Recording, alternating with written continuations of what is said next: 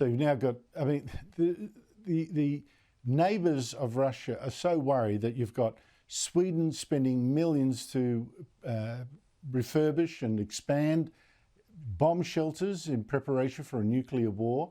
You've got countries like Finland withdrawing from treaties against anti-personnel mines so that they can lay mines on their border with Russia. You've got Poland increasing its defence expenditure to 5% to ramp up its military. You've got Germany, for the first time since World War II, basing troops in a foreign country, Lithuania, in order to help deter an attack on Lithuania as well. I mean, how real is the threat to Europe from Russia? It is real. I mean, we're also seeing conscription coming back in a number of countries.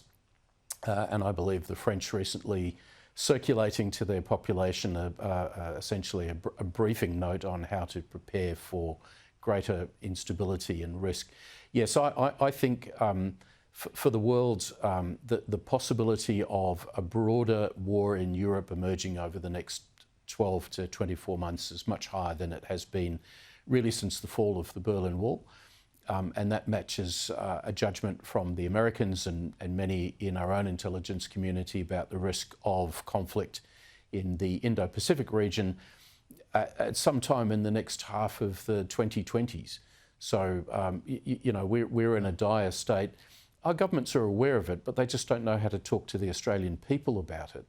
And I think we should be paying more attention to the European experience and what's happening among some of our Asian partners to understand the seriousness with which they're taking these developments. This government doesn't want to offend China or anything by talking truth to Australians about just what the danger is.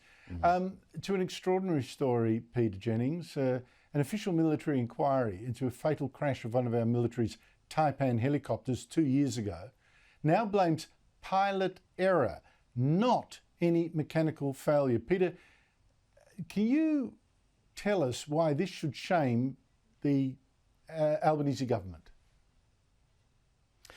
Andrew, it's an astonishing story because after that tragic crash in which 4 ADF members lost their lives, the helicopter concerned, the entire fleet of those helicopters was permanently grounded.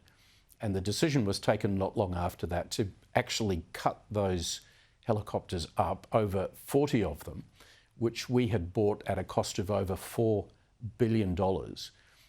Their engines were sold and the unsaleable parts were cut up and buried as landfill.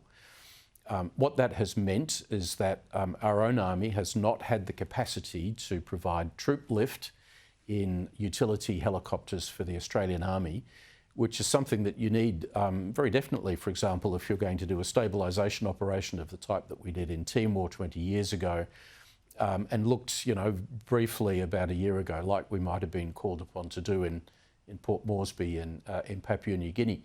Now, how did this come about?